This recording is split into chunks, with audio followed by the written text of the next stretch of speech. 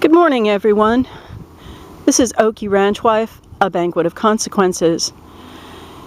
I wasn't going to post a video today. However, I was watching the morning video from Pinball Preparedness channel, and he was talking about the best investment right now for this economic climate is food. I totally agree.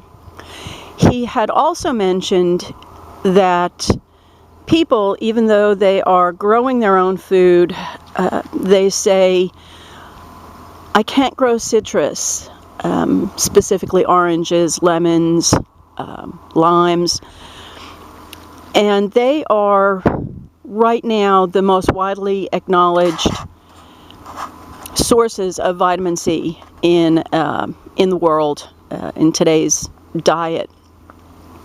They're not the only ones. Pinball had mentioned green peppers, and that is true, that they are an excellent source of vitamin C, especially for people who can grow them in the northern climates, in the zones. I'm right now in zone 7. I wanted to do this video to mention an article that I wrote back in September of 2015. It is on sources of C in Post-SHTF World, and I think it's important. People need to think outside of the box for some of their nutritional needs in that type of an event. I've been kicking around the internet since 2011. That's when I started my cooking blog, reddirtcooking.com. And the article that I'm referencing this morning was posted on Survival Blog in 2015. It was a writing contest, and I got honorable mention on it. It wasn't that long, especially since some people write about various topics and they have several parts. It's been a while since I had researched this, and since then I do have other ideas for vitamin C and finding other nutrients when the stuff hits the fan. So some of the medical yada up front. I'm not a medical doctor or a nutritionist. Any suggestions in this video are based on my personal experience and should not be considered medical advice. Now, in a post-stuff-hits-the-fan world, there's going to be resurgence of diseases, cholera, TB. There's also going to be deficiency diseases.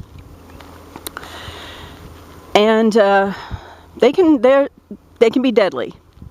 Yes, they can. Now, vitamin C can be easily found in other plants instead of just in citrus. Scurvy has been known since Aristotle's time. Now, my ancestors are from northern Eastern Europe, and that area is not known for growing citrus. However, they could grow other crops that gave them what their body needed to fight off some of the deficiency diseases. Vegetable sources of vitamin C are primarily the only sources. Animal protein does not have an appreciable amount. You must mix vegetable and animal together.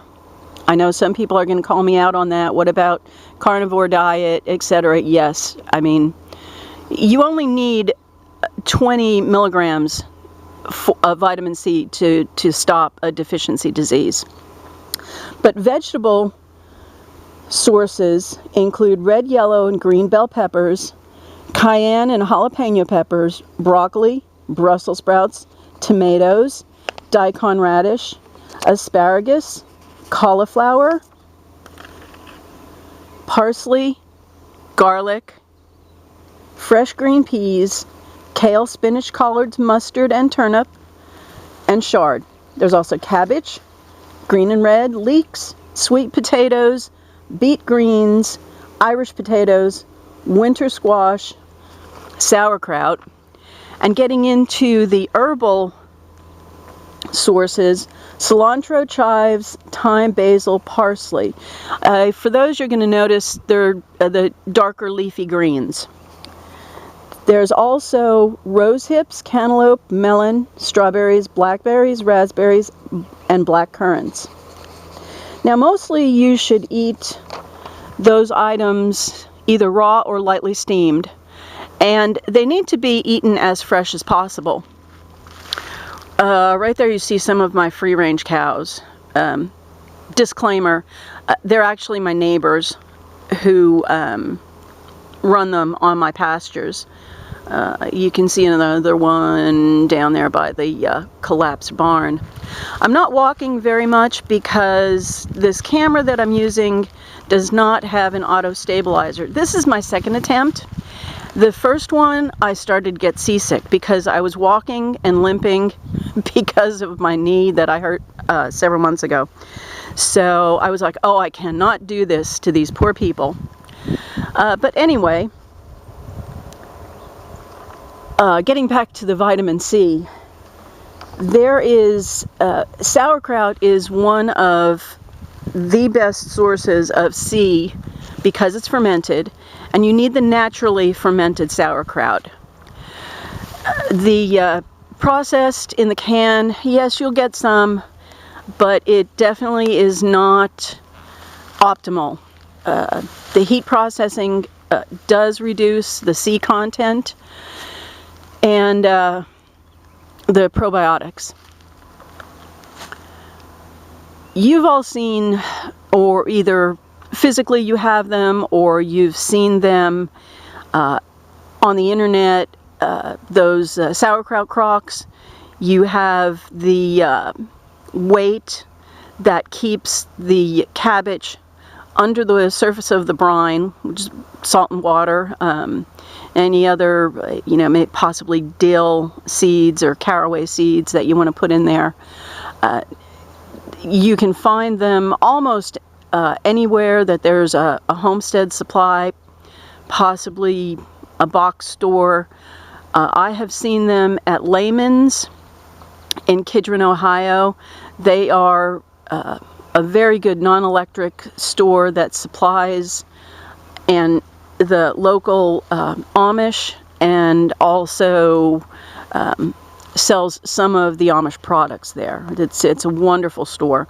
I've never visited the physical store, but I have friends that did, and they left there with their car loaded down after their shopping spree.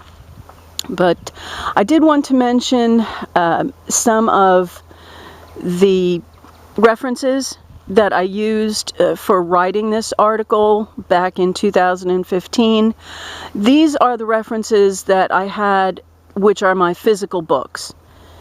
And they are Nourishing Traditions by Sally Fallon, Staying Healthy with Nutrition by Ellison Haas, Staying Healthy with the Seasons, also Ellison Haas, Vitamin C by David Zive, and the Weston Price Foundation. If you have not gone to their website, it is wonderful. There's so much information there. Sally Fallon was part of that. The Weston Price did medical surveys of people in their native countries eating their native diet. And it showed they were so much more healthy than when they started adopting a Western diet or the standard American diet, the SAD diet. So I thank you for your attention. I hope you stayed with me until the end. I know I'm only starting these videos. I have a lot to learn. If you please put comments down at the bottom of this video, let me know If this was helpful for you, I hope you got some information. I'm going to link the original article because it is just too long and probably too boring for me just to read it. This way, you can find it, you could read it, you could save it on your device, you could print it out. It has been a while since I wrote that article, and I have found other sources here locally on my land. And also, I started making kimchi after I wrote that article, which is wonderful. Some people hate kimchi. It's a love-hate relationship. It's like okra. Okra and kimchi are both very polarizing. So thank you for your attention. Please let me know if this was informative for you. And I hope you have a wonderful weekend. God bless, take care, and be safe.